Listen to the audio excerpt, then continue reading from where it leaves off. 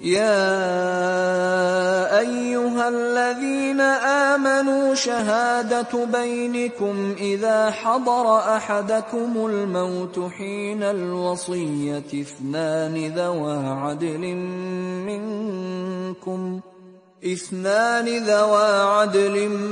منكم أو آخران من غيركم إن أنتم ضربتم في الأرض فأصابتكم مصيبة الموت تحبسونهما من بعد الصلاة فيقسمان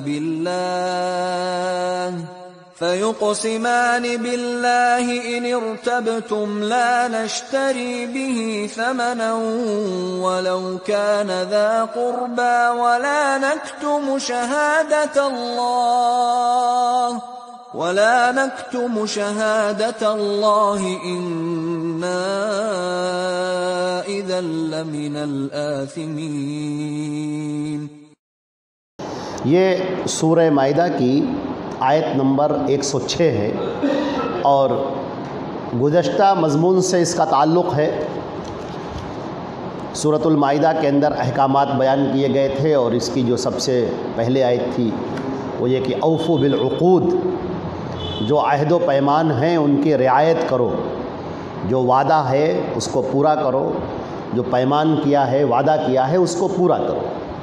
اس کے بعد میں درمیان میں جو بات آئی وہ یہ کہ اللہ رب العزت نے جو احکامات دیے ہیں گزشتہ قوموں کو بھی اسی طرح سے احکامات دیے گئے تھے، یہ اللہ رب العزت نے ذکر فرمایا۔ اور اس کے بعد یہ بھی بیان کیا کہ یہود اور بنی اسرائیل، یعنی یہود اور نصارہ، یہ بنی اسرائیل یہ کس طریقے سے دین کی راہ سے ہٹ گئے اور کس طرح انہوں نے دین کے اندر غلو کیا اور اپنے پیغمبر کی بات کو انہوں نے نہیں سنا، اور جب انہوں نے نہیں سنا تو اس کے نتیجے میں ہم نے ان کے اوپر ذلت اور مسکرت تھوپ دی۔ پھر احکامات کا تذکرہ کرتے ہوئے اب گفتگو یہاں پر آ پہنچی ہے جو اللہ رب العزت نے بیچ میں اور بھی احکامات بیان کیے، سمندر کے جانور کے احکام کی کس کو کھانا ہے، مردار کے بارے میں بیان کیا، شراب کے بارے میں، گوشت کون سے گوشت حلال ہیں کون سے حرام ہیں، ان سب کا لمبا تذکرہ ہوا۔ اب اس کے بعد یہاں پر یہ گفتگو کا یہ آخری حصہ ہے یہاں پر، اور اس کے بعد پھر ایک دوسرا مضمون شروع ہوگا۔ وہ مضمون یہ ہے، یہاں پر جو گفتگو ہو رہی ہے آیت نمبر 106 سے لے کر اور یہ آیت نمبر چلے گی 108 تک، یہ جو مضمون ہے پورا یہ ایک مضمون ہے، اور اس کے بعد 109 سے لے کر اور اخیر تک یہ ایک مضمون ہے۔ ترجمہ ان آیات کا یہ ہے، اے ایمان والو، تمہارے درمیان کی گواہی جب تم میں سے کسی کو موت آئے اور وہ وصیت کر رہا ہو تو اپنے میں سے یعنی مسلمانوں میں سے 2 عادل گواہ رکھ لو، یا اپنے غیر میں سے جو صاحب ایمان نہیں ہیں، غیر مسلموں میں سے تم 2 گواہ لے لو جب تم سفر کر رہے ہو اور تمہیں مصیبت آ جائے موت کی، اور اگر تمہیں شک ہو تو پھر نماز کے بعد ان کو روک لو اور وہ قسم کھائیں کہ ہم نے اس گواہی کے بدلے میں کچھ بھی نہیں خریدا ہے، کچھ بھی مال نہیں لیا ہے، اور ہم چاہے ہمارے رشتہ دار ہی کیوں نہ ہوں ہم گواہی میں کوئی خیانت نہیں کریں گے، اللہ کی گواہی کو ہم نہیں چھپائیں گے، اگر ہم ایسا کریں گے تو ہم گنہگاروں میں سے ہوں گے۔ پھر اگر پتہ چل جائے کہ ان دونوں نے گناہ کا کام کیا ہے یعنی غلط گواہی پیش کی ہے، تو پھر جن کا حق بنتا ہے پہلے والوں کا، ان کے 2 گواہ کھڑے ہوں ان کی جگہ پر، اور وہ دونوں گواہ قسم کھائیں کہ ہماری گواہی ان کی گواہی سے زیادہ حقدار ہے، اور یہ کہ ہم نے کوئی زیادتی نہیں کی ہے، اور اگر ہم ایسا کریں تو ہم ظالموں میں سے ہوں گے۔ یہ اس بات کے زیادہ قریب ہے کہ یہ گواہی صحیح طور پر دیں، اور یہ کہ ان کے دل کے اندر ایک ڈر پیدا ہو کہ کہیں ہماری گواہیوں کو ان کی گواہیوں کے سامنے رد نہ کر دیا جائے، اور اے لوگو اللہ سے ڈرو اور سنو، اور اللہ فاسق قوم کو ہدایت نہیں دیتا۔ یہ جو ایک پورا مضمون ہے اس کا شان نزول یہ ہے کہ مدینہ کے اندر قبیلہ سہم کا ایک مسلمان شخص تھا، جو سفر کے اوپر روانہ ہوا اور اس کے ساتھ میں 2 نصرانی تھے. یہ دونوں نصرانی جو اس کے ساتھ میں تھے وہ چلے اور راستے میں ایسا ہوا کہ موت کا وقت آ پہنچا. اس آدمی کو یہ احساس ہوا، ان میں سے ایک کا نام تمیم ہے اور ایک اور صاحب ہے، ان کو یہ احساس ہوا کہ اب میری موت بالکل قریب آ گئی ہے. لہٰذا اب ان کے پاس جو بھی سامان تھا، جو مال و متاع تھا ان کے ساتھ میں، انہوں نے ان دونوں کے حوالے کیا اور کہا کہ میرے گھر والوں کو جا کر یہ دے دینا، کیونکہ اب تو میری موت آ گئی ہے، اب تو ہم یہیں پر دفن کر دیے جائیں گے. تو اب یہ ہے کہ میرا یہ جو سامان ہے تم اس سامان کو جا کر وہاں دے دینا. خیر ان کا انتقال ہو گیا، ان کو وہیں پر دفن کر دیا گیا. اب یہ دونوں ان کا سامان لے کر مدینے واپس آئے. اب یہ دونوں جو سامان لے کر مدینے واپس آئے تو جو گھر والے تھے، گھر والوں کو جب انہوں نے سامان سونپا تو انہوں نے کہا اس میں تو ایک جام کم ہے جو چاندی کا نقش و نگار کا بنا ہوا تھا، وہ تو ہے نہیں اس کے اندر. انہوں نے کہا کہ دیکھیں بھائی، ہم قسم کھاتے ہیں کہ جو ہے ہم نے کوئی خیانت نہیں کی ہے، اور انہوں نے جو ہم کو مال جیسا دیا تھا ہم نے آپ تک ویسا ہی مال پہنچا دیا ہے، ہمارا اس میں کوئی وہ نہیں ہے. بات آئی گئی ہو گئی. کچھ دنوں کے بعد مدینے کا وہی آدمی جو ان کے گھر کا تھا، خاندان کا تھا، وہ اتفاق سے ادھر مکے کی طرف جو بازار لگتے تھے وہاں پہنچا، اور وہ کیا دیکھ رہا ہے کہ وہ ایک جام بک رہا ہے. اور وہی جام ہے جو اس کے گھر کا ہے. وہ اپنے گھر کا سامان تو پہچانتے ہی ہے. چنانچہ اس نے اس دکاندار کو پکڑا اور کہا کہ یہ سامان تمہارے پاس کہاں سے آیا؟ تو انہوں نے کہا مجھے تمیم نے بیچا ہے میرے ہاتھ میں. وہ 2 لوگ تھے، انہوں نے بیچا ہے. یہ بات نبی کریم صلی اللہ علیہ وسلم کی خدمت میں پہنچائی گئی. چنانچہ اللہ کے نبی صلی اللہ علیہ وسلم نے جو فیصلہ فرمایا اس کے لیے یہ آیات نازل ہوئیں جو اللہ رب العزت نے فیصلہ نازل کیا. یہ آیات اسی پس منظر میں ہیں کہ اے مومنو، جب تم سفر پر نکلو اور تمہاری موت کا وقت آ جائے تو تم 2 مسلم گواہ بناؤ. اگر مسلمان گواہ میسر نہ ہو تو کافر غیر مسلم کو بھی گواہ بنایا جا سکتا ہے. تم ان کے حوالے کر دو اپنے مال و متاع کو. اب اس کے بعد جب یہ سامان یہاں پر دیں تو گھر والوں کو ان ارتبتم، اگر تمہیں شک ہو، اگر تمہیں ایسا لگے کہ اس مال کو دینے میں اس نے خیانت کی ہے، تو پھر نماز میں، کسی بھی نماز میں ان کو روک لیا جائے. یعنی مسلمانوں کا اجتماع عام طور سے نماز میں ہوتا تھا، تو نماز کے بعد ان کو روک لیا جائے اور وہ دونوں مسلمان کھڑے ہوں اور کھڑے ہو کر گواہی دیں اور یہ کہیں کہ ہمیں اس میت نے، اس شخص نے جتنا سامان دیا تھا وہ سارا سامان ہم نے ان کے حوالے کر دیا ہے. اور اگر ہم جھوٹ بول رہے ہوں تو پھر ہمارا شمار ظالموں میں ہو جائے. مسجد کے لیے اس لیے رکھا کیونکہ جو صاحب ایمان ہے، جو مسلمان ہے، کتنا بھی گیا گزرا کیوں نہ ہو، اللہ کے گھر میں تھوڑا سا خوف ہوتا ہے. نماز کے بعد مسلمانوں کے درمیان پھر کھڑے ہو کر گواہی دینا کہ اگر ہم نے جھوٹ بولا ہو، خیانت کی ہو تو پھر ہم ظالموں میں سے ہو جائیں.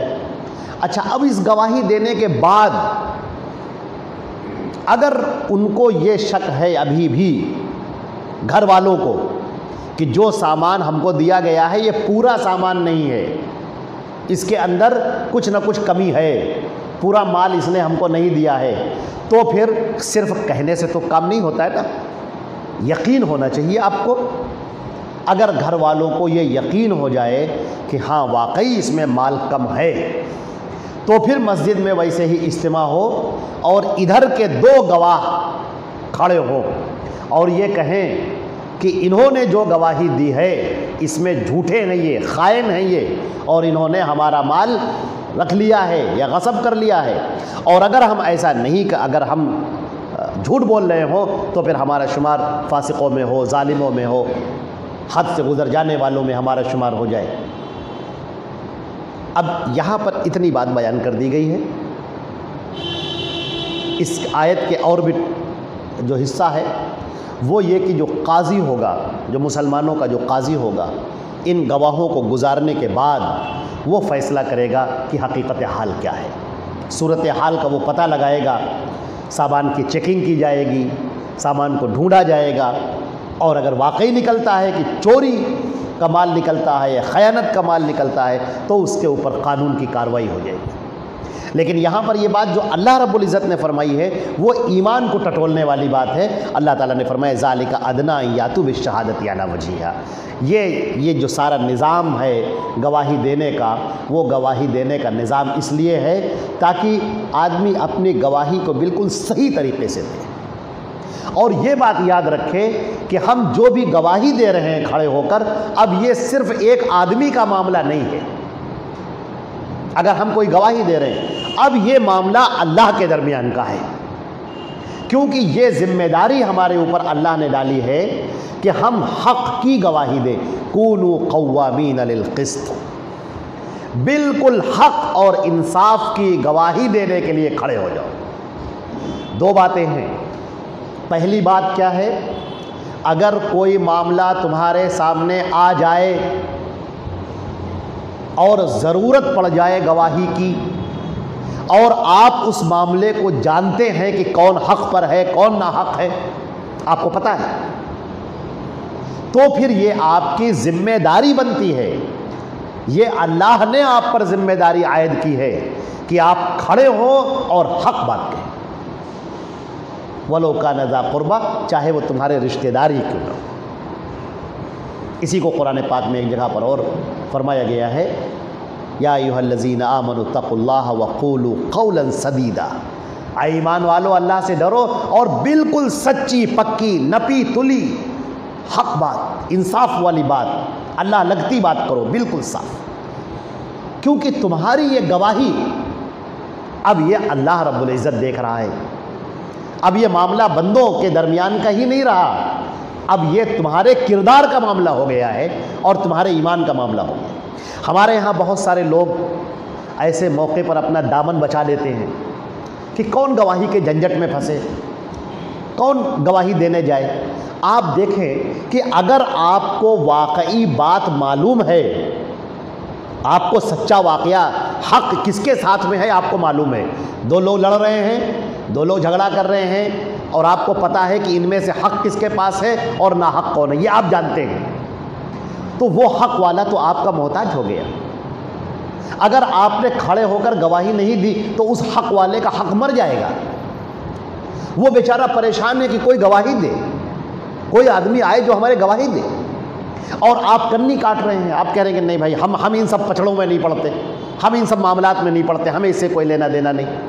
तो ये गलत है। नहीं, कूनू क़व्वामीन लिल क़िस्त, नहीं, आप दें गवाही, ये आपका फ़र्ज़ है, उसका हक़ न मारा जाए। वो बेचारा मज़लूम है, अगर आप गवाही देंगे तो उसका हक़ मिल जाएगा उसको, और आपके गवाही न देने से इसी तरह हर आदमी अगर कन्नी काट ले तो फिर उसका हक़ नहीं मिलेगा। आपके गवाही न देने से उसका हक़ मारा जा रहा है। लिहाजा आप गवाही दें, ये पहली बात है। दूसरी बात क्या है? दूसरी बात इंतहाई ख़तरनाक है। मुस्नद अहमद की रिवायत में है, अल्लाह के नबी सल्लल्लाहु अलैहि वसल्लम ने फरमाया, अगर कोई झूठी गवाही देता है तो क़यामत के दिन अल्लाह के सामने उसके पैर हिलेंगे नहीं जब तक कि अल्लाह उसके बारे में फ़ैसला न कर दे। झूठी गवाही भी बहुत बड़ी चीज़ है। आम तौर से लोग चेहरा देख लेते हैं कि अरे ये साहब हमारे भाई हैं, ये तो हमारे दोस्त हैं, ये हमारे रिश्तेदार हैं, ये हमारे बॉस हैं, इनसे हमारा ज़ाती वफ़ाद वाबस्ता है, ताल्लुक़ वाबस्ता है। अगर हमने इनके फेवर में बात नहीं की तो ये हमसे नाराज़ हो जाएंगे, रिश्तेदारियाँ छूट जाएंगी, ख़ानदान और क़राबतें टूट जाएंगी, दोस्तियाँ ख़त्म हो जाएंगी, या हमारा बड़ा जो हमारा बॉस है वो हमसे नाराज़ हो जाएगा। लिहाजा ऐसे मौके पर वो उसके फेवर में जो गलत है, नाहक है, उसके हक़ में गवाही देते हैं, यानी झूठी गवाही। एक है गवाही का छुपाना, और मैं यक्तुम शहादतन, जो गवाही को छुपा लेता है, एक ये है गवाही को छुपाना, ये गुनाह है। और दूसरा झूठी गवाही देना, यह और बड़ी गुनाह की बात है। नबी करीम सल्लल्लाहु अलैहि वसल्लम ने इरशाद फरमाया, हदीस शरीफ में आता है, किताबुल फितन की सही रिवायतों के अंदर वारिद हुआ है कि क़यामत के करीब ऐसा ज़माना आएगा, लोग खड़े होंगे یشہدون ولا یستشہدون، وہ گواہی دینے کے لیے تیار ہوں گے، جھوٹی گواہی، حالانکہ کوئی ان سے گواہی مانگ نہیں رہا ہوگا، وہ خود آگے بڑھ بڑھ کر کہیں گے چلو بھائی گواہ کی ضرورت ہے، ہم گواہی دینے کے لیے تیار ہیں۔ کوئی واقعہ نہیں دیکھا، آج کل ہو رہا ہے کورٹ کے باہر، عدالتوں کے باہر آپ دیکھیں گواہ تیار ملتے ہیں، بنے بنائے گواہ تیار ہیں، وکیل ان کو بیان رٹا دیتا ہے، آپ کو یہ بیان دینا ہے میں نے قتل ہوتے ہوئے دیکھا تھا، میں نے آلہ قتل اس کے ہاتھ میں دیکھا تھا، اتنے بج کر اتنے منٹ پر دیکھا تھا، اور وہ اس کو یاد کر لیتا ہے، ایک لائن ایک صفحہ دو صفحہ یاد کر لیتا ہے، اور اس کے بعد پھر عدالت میں کھڑا ہو جاتا ہے، اب وہ گواہی دے رہا ہے۔ اس گواہی دینے کی بنیاد پر ایک غلط آدمی پھنس جاتا ہے، ایک غلط آدمی کو پھانسی ہو جاتی ہے، یا ایک مجرم چھوٹ جاتا ہے۔ جو قاتل ہے، جو جرم کرنے والا ہے، جو مجرم ہے، وہ سڑک پہ دندناتا پھرتا رہتا ہے، اس لیے کہ جھوٹے گواہ اس کو میسر ہے۔ جھوٹے گواہوں کی ایک لائن کھڑی کر دی گئی، اور ان جھوٹے لوگوں نے گواہی دی، اور اس کی بنیاد پر جو قاتل ہے وہ چھوٹ گیا، جو مجرم ہے وہ چھوٹ گیا۔ اللہ رب العزت نے اس کو بہت بڑا گناہ قرار دیا ہے، بے انتہا بڑا گناہ۔ اس بات کو بیان کرنے کے بعد آگے کا جو مضمون ہے وہ بڑا عجیب ہے۔ اس پورے مضمون کو یہاں سے بیان کرنے کے بعد اور یہ کہنے کے بعد واتقوا اللہ واسمعوا، اللہ سے ڈرو اور اللہ کی بات کو سنو، اور یاد رکھو فسق و فجور کی راہ اختیار کرنے والوں کو اللہ ہدایت نہیں دیتا۔ ہدایت نہیں دیتا کا مطلب کیا ہے؟ اس کے لیے ہدایت کی راہیں نہیں کھلتی، جنت کی راہیں نہیں کھلتی، اللہ کی رحمتیں اس کے اوپر نہیں برستی، اللہ رب العزت کی رضا اس کو نہیں ملتی، اللہ اس آدمی سے خوش نہیں ہوتا جو فسق و فجور کی راہ اختیار کرنے والا ہے۔ ایک ہے کفر، ایک ہے شرک، اور ایک ہے فسق و فجور۔ کفر کا دائرہ بہت بڑا ہے، کفر کے اندر شرک بھی داخل ہے، اللہ کا نہ ماننا، اللہ کا انکار کر دینا، اللہ کی گستاخی کرنا، رب کائنات کے لیے غلط الفاظ کا استعمال کرنا، رب کائنات کو گالیاں دینا، قرآن پاک کا انکار کرنا، اللہ کے بھیجے ہوئے رسول کو جھٹلا دینا، اور جو اس سے پہلے کے رسولوں کو جو اللہ نے بھیجا ہے ان کا انکار کر دینا، آخرت پر یقین نہ رکھنا، آخرت کو انکار کر دینا، مرنے کے بعد کی زندگی پر یقین نہ رکھنا، یہ سب کفر میں داخل ہے۔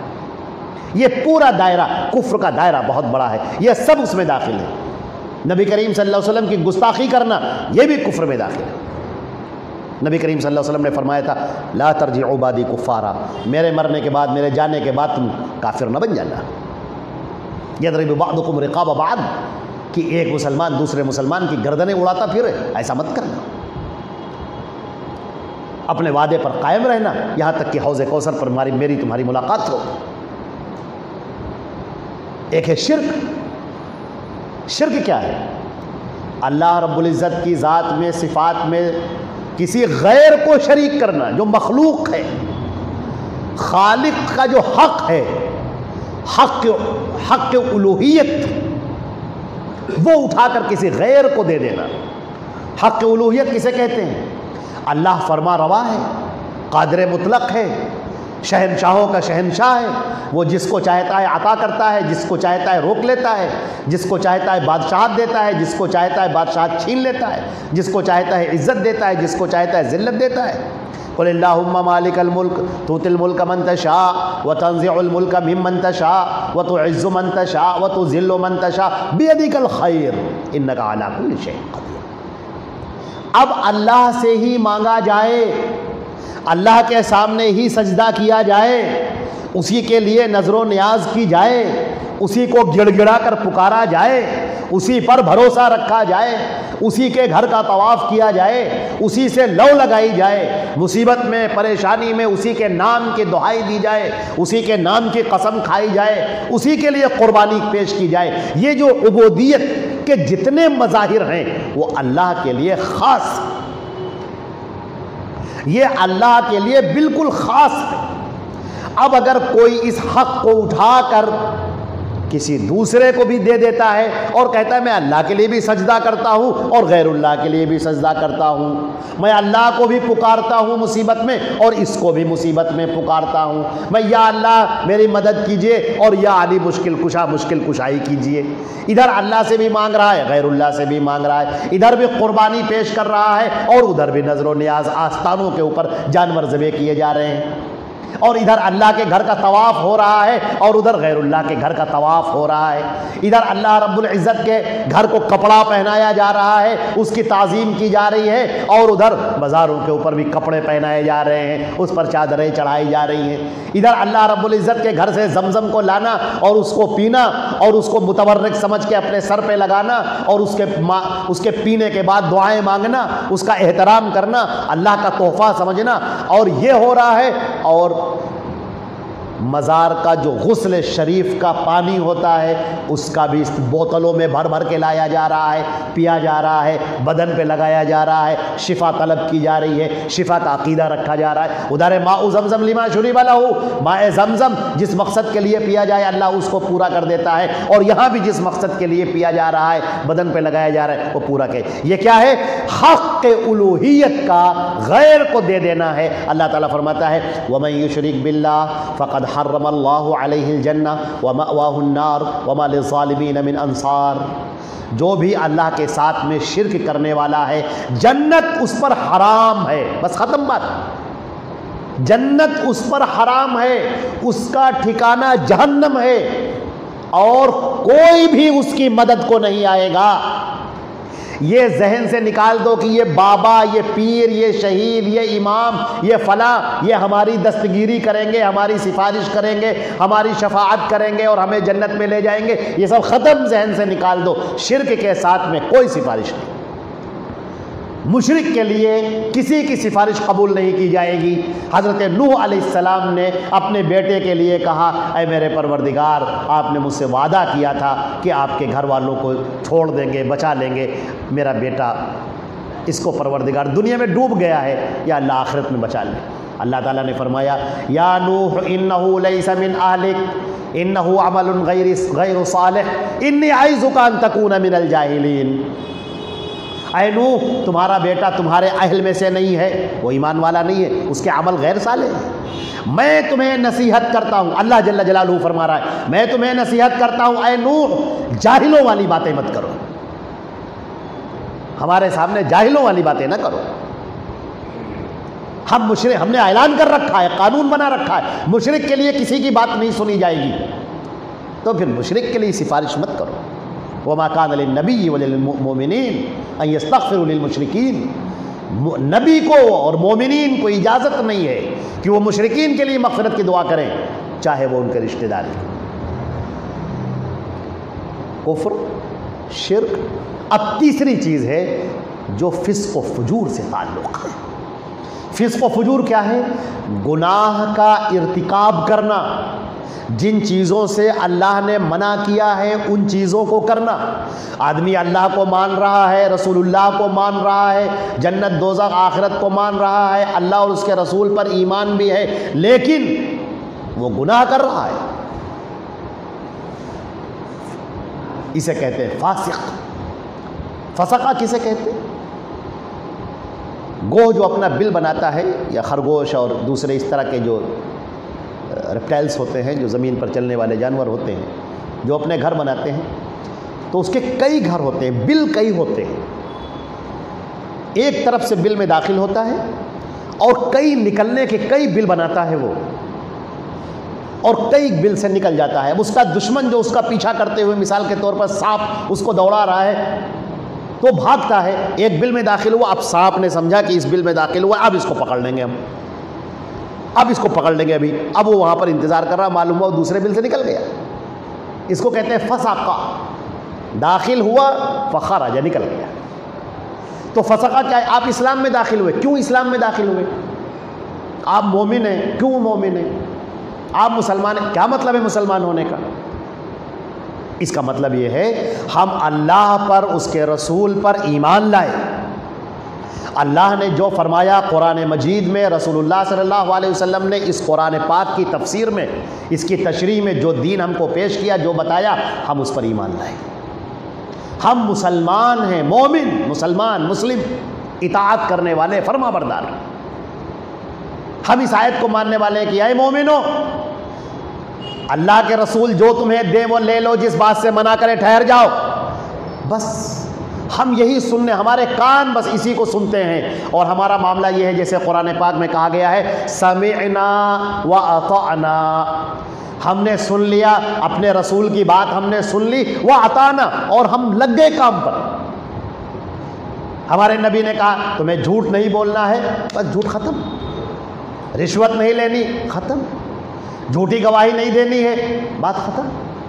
جو نبی نے منع کر دیا وہ ہمیں بالکل رک جانا ہے، اور جس بات کو کرنے کا حکم دیا ہے وہ ہمیں کرنا ہے۔ رشتہ داروں کے ساتھ میں اچھا سلوک کرنا، اب رشتہ دار ہمارے ساتھ برا سلوک کر رہے ہیں، لیکن ہم تو مومن ہیں، ہم تو مسلمان ہیں، ہم تو اللہ اور اس کے رسول کی ماننے والے ہیں، لہذا ہم اپنے رشتہ داروں کے ساتھ اچھا سلوک کریں۔ ایک آدمی ہم کو گالیاں دے رہا ہے، برا بھلا کہہ رہا ہے، اللہ کے رسول منع کرتے ہیں کہ نہیں صاحب، ایک مومن اپنی زبان سے گالیاں نہیں دیتا، اپنی زبان کو آلودہ نہیں کرتا، لہٰذا ہم نہیں گالی دیتے، ہم برا بھلا نہیں کہتے۔ ایک آدمی ہمارے اوپر ظلم کر رہا ہے، ہمارے نبی نے فرمایا کہ تم کسی پر ظلم مت کرو، ہم ظلم نہیں کرتے۔ جن باتوں سے منع کیا ہے ہم رک گئے، جن باتوں کا حکم دیا ہے ہم وہ کر رہے ہیں، یہ ہے مومن اور مسلم۔ اب جو اس کو چھوڑ دیتا ہے وہ ہے فاسق۔ اللہ کے رسول نے جو کرنے کا حکم دیا وہ نہیں کر رہا ہے۔ شادی بیاہ ہو رہی ہے، آپ دیکھ رہے ہیں، شادی کے اندر مسلمانوں کی ایک پوری جم غفیر ہے، ہزاروں کی محفل ہے، اذان کی آواز ہوتی ہے، سارے کے سارے لوگ بیٹھے، دو چار بیچارے جو صاحب ایمان ہیں، ان کا ایمان انہیں بیٹھنے نہیں دیتا، وہ کھڑے ہوتے ہیں اور نماز کی ادائیگی کرتے ہیں، باقی سارے لوگ ایسے ہی جیسے کان سے سنا اور اڑا دیا۔ ہماری شادی کی محفلیں کیسے ہو رہی ہیں آپ دیکھ لیجیے، ناچ ہے، گانا ہے، ڈی جے ہے، بے پردگی ہے، نمائش ہے، ریاکاری ہے، فسق و فجور کے سارے سامان فراہم ہیں۔ یہ کیا ہے؟ یہ تو مومن تو نہیں ہوتا ایسا، ایک مسلمان تو ایسا نہیں ہوتا۔ اللہ رب العزت فرماتے واللہ لا یہدی القوم الفاسقین، یہ جو فسق و فجور میں مبتلا قوم ہے اس کے لیے ہدایت کے راستے نہیں کھلتے، اس کے لیے اللہ کی رحمتیں نہیں برستی، اس کے لیے اللہ کی رضا نہیں ہوتی۔ یہ وہ نہیں ہے جس کا تذکرہ اللہ اپنے پاس کرتا ہے اور اپنے ملأ اعلیٰ میں اس کا تذکرہ کرتا ہے، اپنے بہترین فرشتوں کے درمیان یہ وہ شخص نہیں ہے جس کا تذکرہ کرتا ہے، یہ وہ نہیں ہے جس کے بارے میں کہا جاتا ہے کہ اس کی عمر میں اضافہ کر دیا جائے اور اس کے رزق میں کشادگی کر دی جائے، یہ وہ شخص نہیں۔ اب یہاں سے گفتگو کا ایک حصہ ختم ہوتا ہے اور اسی سے پیوستہ ایک دوسرا مضمون شروع ہوتا ہے جو انتہائی اہم ہے۔ یہ پورا مضمون جو آیت نمبر 109 سے شروع ہوتا ہے، یہ آیت نمبر 120 تک، یعنی اس سورہ مائدہ کے اختتام تک یہ پورا چلا گیا ہے۔ میں آپ کو وہ پڑھ کے سناتا ہوں اس کا پورا۔ یوم یجمع اللہ الرسل فیقول ماذا اجبتم قالوا لا علم لنا انک انت العلام الغیوب۔ جس دن اللہ رب العزت رسولوں کو جمع کرے گا، پیغمبروں کو، اور ان سے کہے گا تم کو کیا جواب ملا، تم نے ہمارا پیغام ہمارے بندوں تک پہنچایا تھا، ہمارے بندوں نے کیا جواب دیا؟ وہ میدان محشر، اللہ اکبر، وہ ہولناکی جہاں پر کلیجہ پانی ہو رہا ہوگا۔ حدیث شریف کے اندر آتا ہے، جیسے کہ بخاری شریف کی روایت میں ہے، کہ اس روز اللہ اس قدر غضبناک ہوگا جس سے پہلے اس قدر کبھی غضبناک نہ ہوا تھا۔ کسی کی ہمت نہیں ہو رہی ہوگی کہ اللہ رب العزت سے جا کر بات کرے۔ میدان محشر جہاں پر 50,000 سال انسانوں کو کھڑا رہنا ہوگا، کسی کی ہمت نہیں ہو رہی ہوگی بات کرے۔ اس موقع پر اللہ کے رسول حضرت محمد مصطفیٰ صلی اللہ علیہ وسلم وہاں پر جائیں گے اللہ کے سامنے اور سجدے میں گر جائیں گے اور ایک طویل مدت تک سجدے میں گرے رہیں گے۔ اللہ تعالیٰ فرمائیں گے کہ اے محمد اپنے سر کو اٹھاؤ، سوال کرو، سنا جائے گا، سفارش کرو، قبول کی جائے گی۔ اب وہ اللہ کے رسول صلی اللہ علیہ وسلم فرمائیں گے پروردگار حساب کتاب شروع ہو جائے۔ چنانچہ حساب کتاب شروع ہو جائے گا، میزان نصب کی جائے گی۔ اب انبیاء کو بلایا جائے گا، نبیوں کو، آدم سے لے کر سیدنا محمد رسول اللہ صلی اللہ علیہ وسلم تک سارے پیغمبر کھڑے ہیں۔ اب اللہ رب العزت براہ راست ان سے سوال کر رہا ہے کہ ہم نے تم کو رسالت دے کر بھیجا تھا، اب بتاؤ کہ تم نے رسالت پہنچائی کہ نہیں پہنچائی۔ ماذا اجبتم، جب تم وہاں پر گئے تھے تو لوگوں نے تم کو کیا جواب دیا؟ پیش کرو ہمارے سامنے اس جواب کو۔ خوف اور دہشت کا یہ عالم ہوگا کہ اللہ کے یہ پیغمبر کہیں گے لا علم لنا، پروردگار ہمیں کچھ نہیں پتا۔ پیغمبر سمجھ رہے ہیں کہ ہماری امت یہ گمراہی میں پڑی کیوں؟ ہم نے تو گمراہی کرنے کے لیے نہیں کہا تھا ان سے۔ وہ کہیں گے انک انت العلام الغیوب، پروردگار آپ غیب کے جاننے والے ہیں، ہم نے تو بات کو پہنچا دیا تھا، اب ہمارے جانے کے بعد لوگ بگڑ گئے، لوگوں نے دین کو تبدیل کر ڈالا، لوگ فسق و فجور کی راہ پر چل پڑے، لوگوں نے الوہیت کے اندر شرک اور کفر داخل کر دیا۔ پروردگار ہمیں تو نہیں معلوم۔ صاف پتہ چل رہا ہے کہ جو لوگ یہ عقیدہ رکھ رہے ہیں رسولوں کے بارے میں کہ وہ سب عالم الغیب ہیں، ساری قلعی کھل جاتی ہے یہاں پر۔ کوئی عالم الغیب نہیں ہے سوائے ایک اللہ کے جل جلالہ جل شانہ، بس وہی ہے جو علام الغیوب ہے۔ اذ قال اللہ یا عیسی ابن مریم، اللہ تعالیٰ عیسیٰ ابن مریم کو بلائے گا سامنے، اے عیسیٰ ابن مریم تم بتاؤ۔ یہاں پر مفسرین نے لکھا ہے کہ یوں تو سوال سب سے ہوگا، لیکن عیسیٰ ابن مریم کا تذکرہ اللہ نے کیوں کیا؟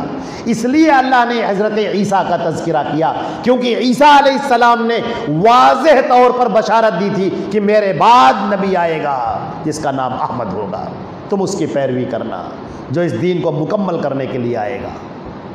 میں تو بنی اسرائیل کی کھوئی ہوئی بھیڑوں کی طرف بھیجا گیا ہوں، انجیل لوقا۔ اور عیسیٰ علیہ السلام وہ پیغمبر ہیں جن کے اس دنیا سے اٹھائے جانے کے بعد لوگوں نے انہی کے بارے میں الوہیت کا عقیدہ رکھا، ان کو الہ کے مقام پر پہنچایا، ان کو اللہ کا بیٹا قرار دیا، مصیبتوں میں ان کو پکارا، مختار کل کا عقیدہ ان کا رکھا۔ اور بڑے لطیف نکتے کی بات ہے، بڑی اشارے کی بات ہے، بڑی لطیف نکتے۔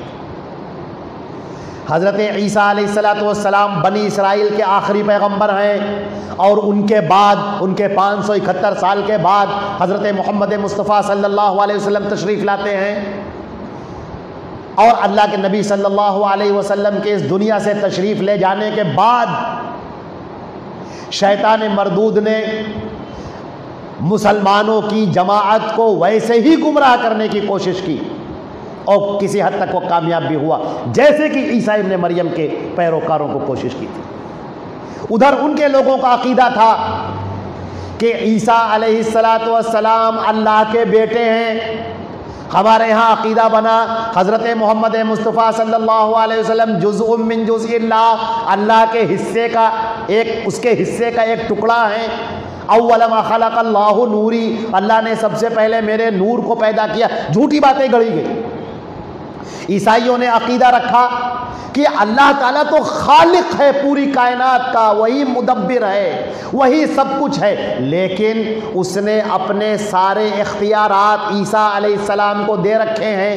کل جب آسمانی بادشاہت کا دن ہوگا تو اللہ کی کرسی کے بغل میں عیسیٰ علیہ السلام کی کرسی رکھی جائے گی اور عیسیٰ فیصلہ کر رہے ہوں گے۔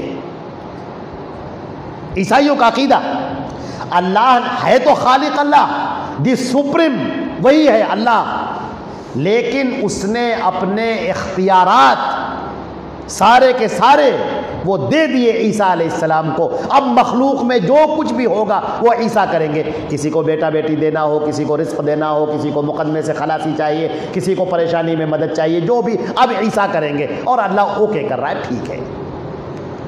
ہمارے یہاں بھی نبی کریم صلی اللہ علیہ وسلم کے بارے میں یہی عقیدہ رکھا گیا کہ وہ مالک و مختار ہیں, مختار کل ہیں. یہ عقیدہ مختار کل, کل کا مطلب سب, اور مختار ان کو دے دیا گیا, اختیار دے دیا گیا.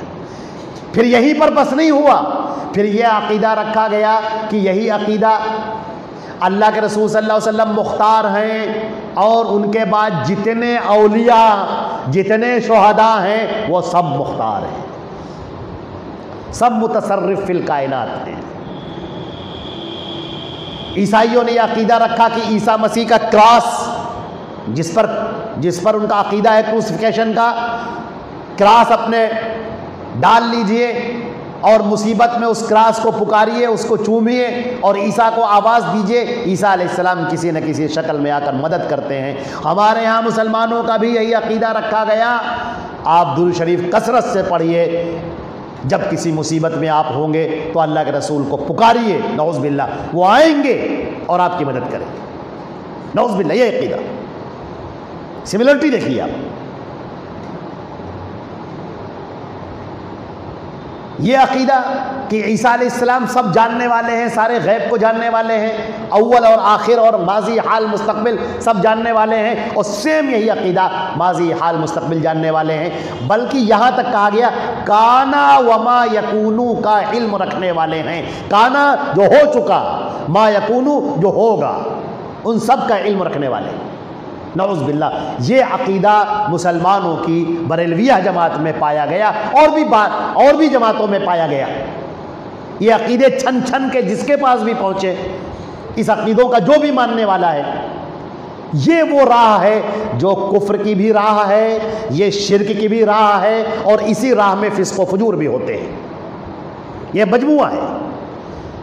بعض عقائد وہ ہیں جو کفریہ ہیں, بعض اعمال وہ ہیں جو شرکیہ ہیں, اور ان دونوں کے نتیجے میں ہونے والے اعمال فسق و فجور سے بھی تعلق رکھتے ہیں.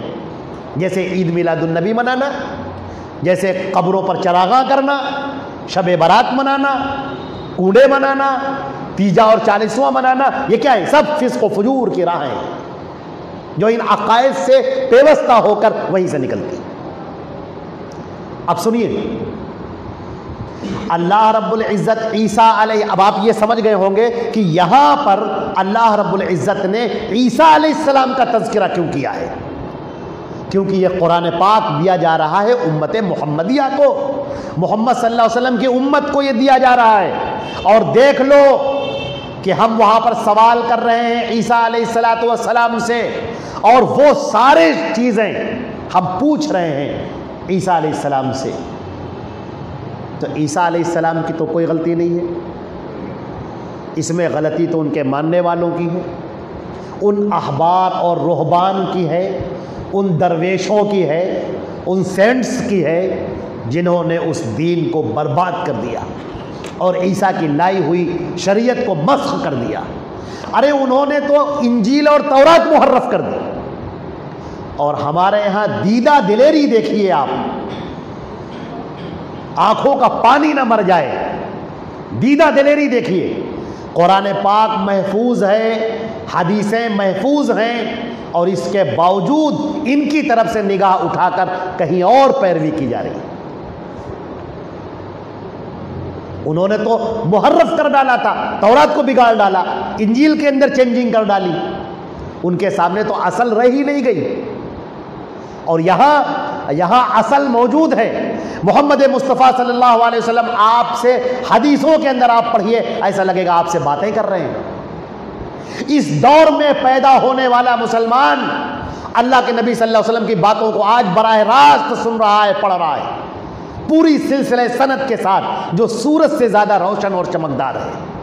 اللہ کے نبی صلی اللہ علیہ وسلم نے کیا خوب فرمایا تھا. آپ نے فرمایا ترکتکم علی محجۃ بیضاء لیلھا کنہارھا, میں نے تم کو ایسے راستے پر چھوڑا ہے جس کی راتیں بھی اس قدر روشن ہیں جیسے کہ دن. یہاں کوئی پیچیدگی نہیں ہے، یہاں کوئی غموض نہیں ہے، اللہ کے رسول کی تقریریں ہیں، اللہ کے رسول کی حدیثیں ہیں، اللہ کے رسول کی باتیں ہیں، قرآن پاک کی آیات ہیں جو چیخ چیخ کر اپنی دعوت پیش کر رہی ہیں، توحید کی دعوت پیش کر رہی ہیں، نبیوں کا قصہ سنا رہی ہیں، رسول کی اطاعت کی طرف بلا رہی ہیں، نبی کی پیروی کی طرف بلا رہی ہیں۔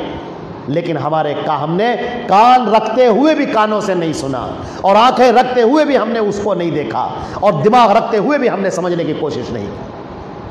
قرآن پاک نے فرمایا ہے بنی اسرائیل کو، لہم اعین لا یبصرون بہا ولہم آذان لا یسمعون بہا، ان کی آنکھیں ہیں مگر وہ دیکھتے نہیں، کان ہیں مگر وہ سنتے نہیں، دل ہیں مگر وہ سمجھتے نہیں، اولئک کالانعام، یہ تو بالکل جانوروں کی طرح ہو رہے ہیں، بل ہم اضل، بلکہ جانوروں سے بھی بدتر۔ ترجمہ پیش کرتے ہیں آپ کے ساتھ۔ اذ قال اللہ یا عیسی ابن مریم اذکر نعمتی علیک وعلی والدتک، یاد کرو اس وقت کو جب اللہ پوچھے گا اے عیسی ابن مریم میری نعمت کو یاد کر جو میں نے تجھ پر کی تھی اور تیری والدہ پر میں نے نعمت کی تھی۔ یہ تذکرہ اس سے پہلے کی سورہ آل عمران کے اندر تفصیل سے گزر چکا ہے، جہاں پر حضرت عیسیٰ علیہ السلام کی پیدائش کا تذکرہ ہے، اور ہم نے اس کا تذکرہ کیا تھا عیسیٰ علیہ السلام کیسے پیدا ہوتے ہیں، پھر کیسے مریم ان کو لے کر نکلتی ہیں، پورا واقعہ۔ اللہ نے احسان کیا حضرت عیسیٰ پر بھی اور ان کی والدہ پر بھی، ان کے اوپر لگی ہوئی تہمتوں کو دور کیا، اور پالنے میں، گہوارے میں حضرت عیسیٰ علیہ السلام کو معجزہ عطا ہوا اور انہوں نے گفتگو فرمائی۔ اذ ایدتک بروح القدس، جب میں نے تیری مدد کی تھی روح القدس جبریل کے ذریعے سے، تکلم الناس فی المہد وکہلا، اور تم لوگوں سے گفتگو کرتے تھے پالنے میں اور بڑھاپے کے عمر، کہلا بھی بڑھاپے کے عمر میں بھی تم نے لوگوں سے باتیں کی۔ وَإِذْ عَلَّمْتُكَ الْكِتَابَ وَالْحِكْمَةَ وَالتَّوْرَاةَ وَالْإِنْجِيلَ، اور جب میں نے تجھے تعلیم دی تھی کتاب کی، حکمت کی، تورات اور انجیل کی۔ وَإِذْ تَخْلُقُ مِنَ الطِّينِ كَهَيْئَةِ الطَّيْرِ بِإِذْنِي، اور جب تم مٹی کے پرندے بناتے تھے میرے حکم سے، فَتَنْفُخُ فِيهَا، اور اس میں پھونک مارتے تھے، فَتَكُونُ طَيْرًا بِإِذْنِي، تو میرے حکم سے وہ پرندہ بن جاتا تھا۔ یہ حضرت عیسیٰ علیہ السلام کا اللہ نے معجزہ تھا، معجزہ دیا۔ وہ مٹی کے جانور بناتے تھے، چڑیا بنائی، بطخ بنائی، اور چیل بنائی، کوا بنایا مٹی کے، اور پھونک مارتے تھے اور وہ زندہ پرندہ ہو جاتا تھا اور اڑ جاتا تھا، تاکہ لوگوں کو یقین آئے آپ کی رسالت پر۔ وَتُبْرِئُ الْأَكْمَحَ وَالْأَبْرَصَ بِإِذْنِي، اور میرے حکم سے تم نابیناؤں کو اور کوڑھیوں کو ٹھیک کر دیتے تھے میرے حکم سے، جو بالکل مادرزاد نابینا ہوتے تھے بچپن سے، کوڑھی، کوئی علاج نہیں جن کا، میرے حکم سے تم ان کو چھوتے تھے اور وہ ٹھیک ہو جاتے تھے۔ وَإِذْ تُخْرِجُ الْمَوْتَى بِإِذْنِي، اور جب تم میرے حکم سے مردوں کو زندہ کر دیتے تھے، اور جب میں نے بنی اسرائیل کو جو تم کو نقصان پہنچا رہے تھے میں نے تم سے روک لیا، اور جب تم ان کے پاس بینات لے کر پہنچے تو ان لوگوں نے جنہوں نے ان میں سے کفر کیا تھا کہنے لگے یہ تو کھلم کھلا جادو ہے۔ یہ عیسیٰ علیہ السلام کے قوم نے ان سے کہا تھا، اور یہی محمد صلی اللہ علیہ وسلم کے قوم نے ان سے کہا۔ اور جب میں نے تمہارے حواریوں کی طرف یہ وحی کی، ان کے ذہن میں ڈالا کہ تم میرے اوپر ایمان لاؤ اور میرے رسول پر ایمان لاؤ، تو ان لوگوں نے کہا کہ ہم ایمان لائے، اور اے اللہ تو گواہ رہے کہ ہم مسلمان ہیں۔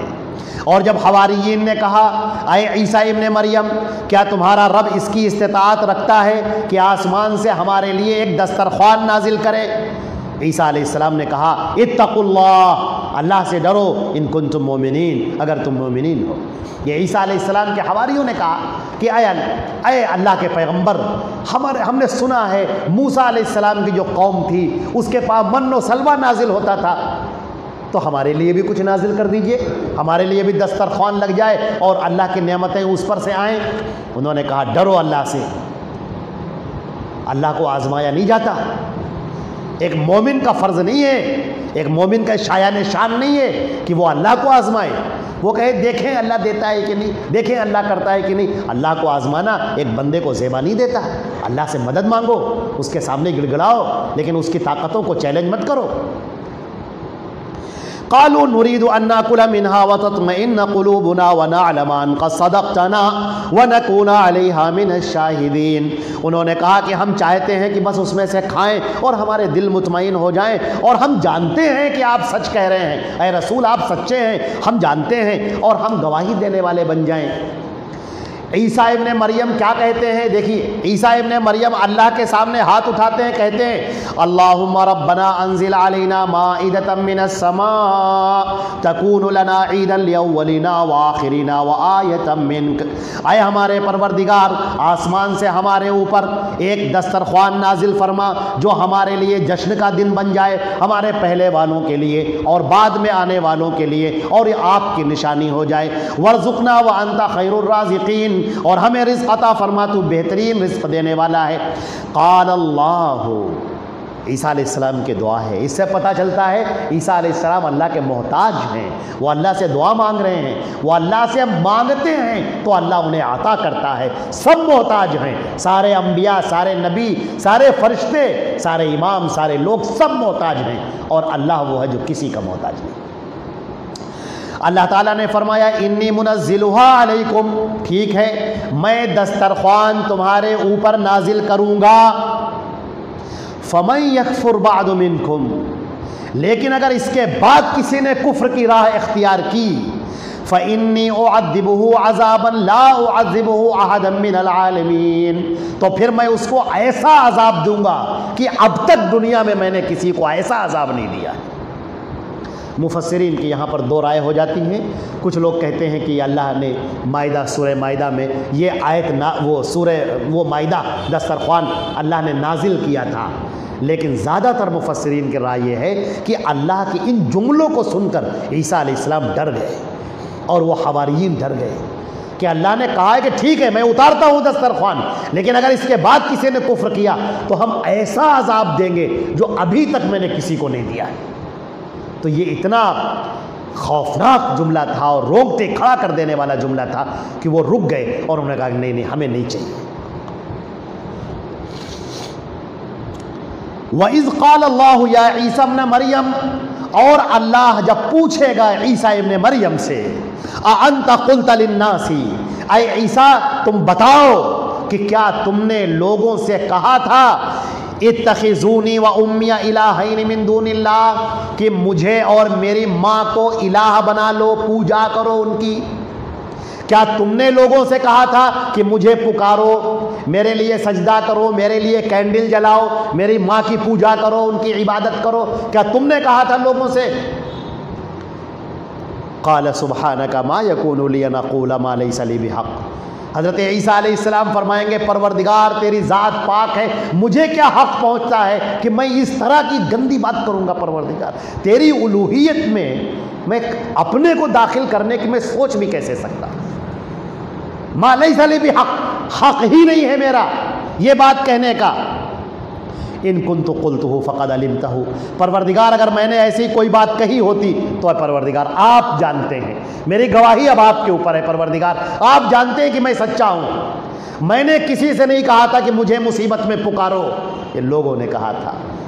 ذرا سوچئے کہ وہ مسلمان جو اللہ کے رسول کو پکارتے ہیں، یا رسول اللہ اغثنی، اے اللہ کے رسول میری مدد کرو، یا رسول اللہ اغثنی، اے اللہ کے رسول میری فریاد کو پہنچو۔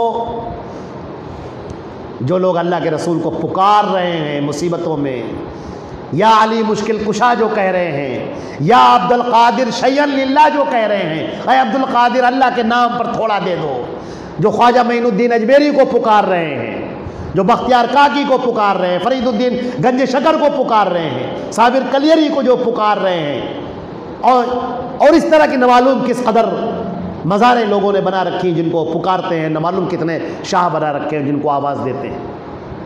اللہ تعالیٰ عیسیٰ ابن مریم سے جو رسول ہیں ان سے سوال کرے گا کیا تم نے کہا تھا اس طرح کی بات؟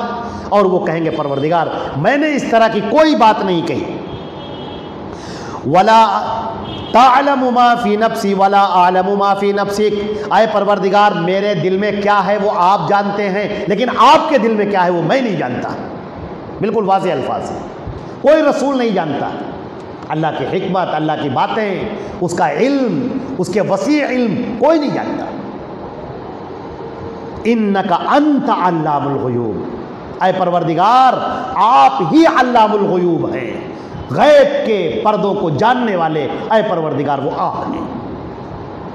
ما قلت لهم الا ما امرتنی به، اے پروردگار میں نے تو ان سے وہی کہا تھا جس کا آپ نے مجھے حکم دیا، ان اعبدوا اللہ، کہ اللہ کی عبادت کرو جو میرا بھی رب ہے اور تمہارا بھی رب ہے، اور میں ان پر نگراں رہا جب تک میں ان کے درمیان میں رہا، اور اے پروردگار جب آپ نے مجھے اٹھا لیا تو آپ ان کے نگراں تھے، اور اے اللہ انت علی کل شیء شہید، اور آپ ہر چیز کو بخوبی دیکھنے والے ہیں۔ ان تعذبہم فانہم عبادک، اے پروردگار اگر تو ان کو سزا دے گا تو پروردگار یہ تیرے بندے ہیں، وَإِن تَغْفِرْ لَهُمْ فَإِنَّكَ أَنْتَ الْعَزِيزُ الْحَكِيمُ، اور اگر آپ معاف کر دیں پروردگار تو آپ بہت طاقتور ہیں، بڑی حکمت والے ہیں۔ حضرت ابو ذر غفاری رضی اللہ تعالی عنہ فرماتے ہیں، نسائی شریف کی روایت ہے، وصححہ الالبانی، امام البانی رحمہ اللہ نے اور دیگر محدثین نے بھی اس کو صحیح قرار دیا ہے۔ حضرت ابو ذر غفاری فرماتے ہیں یہ ایک آیت، ان تعذبہم فانہم عبادک، اے پروردگار اگر تو سزا دیتا ہے تو یہ تیرے بندے ہیں، اور اگر تو معاف کر دیتا ہے تو بڑا طاقتور ہے، بڑی حکمت والا ہے۔ اس ایک آیت کو ہمارے پیارے رسول حضرت محمد مصطفیٰ صلی اللہ علیہ وسلم پوری رات پڑھتے رہے۔ حضرت ابو ذر غفاری اللہ کے رسول صلی اللہ علیہ وسلم سے دریافت کرتے ہیں کہ اللہ کے رسول آپ نے تو پوری رات اس کو پڑھا ہے۔ انہوں نے فرمایا کہ میں نے اللہ سے دعا کی، اللہ تعالیٰ نے مجھے شفاعت کا حق دیا ہے، میری شفاعت ہر اس شخص کو پہنچے گی من لم یشرک باللہ، جس نے اللہ کے ساتھ میں شرک نہ کیا۔ اللہ رب العزت ہم کو اور آپ کو شرک سے بچائے۔ اللہ تعالیٰ فرمائیں گے کہ آج کا دن وہ دن ہے کہ سچ بولنے والوں کو ان کا سچ فائدہ دے گا، اور ان کے لیے باغات ہیں جن کے نیچے سے نہریں جاری ہیں جس میں وہ ہمیشہ ہمیش کے لیے رہیں گے۔ رضی اللہ عنہم ورضوا عنہ، اللہ ان سے راضی ہو گیا اور یہ بھی اللہ سے راضی ہو جائیں گے۔ ذالک الفوز العظیم، اور یہ سب سے بڑی کامیابی ہے۔ للہ ملک السماوات والارض وما فیہن وہو علی کل شیء قدیر، اور اللہ ہی کے لیے ہے آسمانوں اور زمین کی بادشاہت اور ان کے درمیان جو کچھ ہے سب اسی کا ہے، اور وہ ہر شے پر قادر ہے۔ یہ بات کہہ کر یہاں پر یہ سورۃ المائدہ یہاں پر ختم ہوتی ہے۔ اللہ رب العزت تمام جہانوں کا مالک ہے، آسمانوں کا، زمین کا، ان کے درمیان جو کچھ ہے، کتنی دنیایں ہیں جن کو ہم نہیں جانتے ہیں، اور کتنی مخلوقات ہیں جن کو ہم نہیں جانتے ہیں، اور اللہ سب کا مالک ہے، سب کا نگراں ہے، سب کا مربی ہے، سب کا مدبر اور منتظم ہے۔ لہٰذا مانگنے والی ذات صرف اسی کی ہے کہ ہم اسی سے طلب کریں۔ وہی معبود سچا ہے، معبود برحق ہے، معبود حقیقی ہے، وہی مالک مختار ہے، وہی علام الغیوب ہے، اور ہم کو فسق و فجور کی راہ، کفر کی راہ ہرگز نہیں اختیار کرنی چاہیے۔ کل قیامت کے دن اس کا حساب ہوگا۔ اور ایک آخری بات اور کہتے ہیں ہم، یا ایھا الذین آمنوا، فرمایا گیا کہ وَكَذَلِكَ جَعَلْنَاكُمْ أُمَّةً وَسَطًا لِتَكُونُوا شُهَدَاءَ عَلَى النَّاسِ وَيَكُونَ الرَّسُولُ عَلَيْكُمْ شَهِيدًا، اور ہم نے تم کو درمیان کی امت بنایا ہے تاکہ تم لوگوں پر گواہ بنو اور رسول تم پر گواہ بنے۔ اس سورہ بقرہ میں ہم اس کی تشریح تفسیر کر چکے ہیں، پھر بیان کیے دیتے ہیں۔ اللہ نے ہم کو گواہی دینے کے لیے کھڑا کیا ہے کہ ہم مسلمان مومن جو اللہ اور اس کے رسول پر ایمان لائے، وہ اللہ کی الوہیت کی، وحدانیت کی، سچائی کی، حق کی ہم مسلمان گواہی دیں، اور اللہ کے نبی صلی اللہ علیہ وسلم نے جو پیش کیا ہے دین، اس کی گواہی دیں تاکہ رسول ہم پر گواہ بنے۔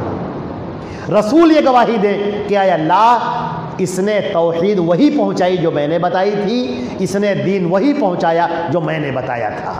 لہٰذا اللہ رب العزت ہم کو دین کے اندر بدعتیں پیدا کرنے سے اور غلط راستے اختیار کرنے سے بچائے، اور اللہ اور اس کے رسول کے بتائے ہوئے راستے پر چلنے والا بنائے۔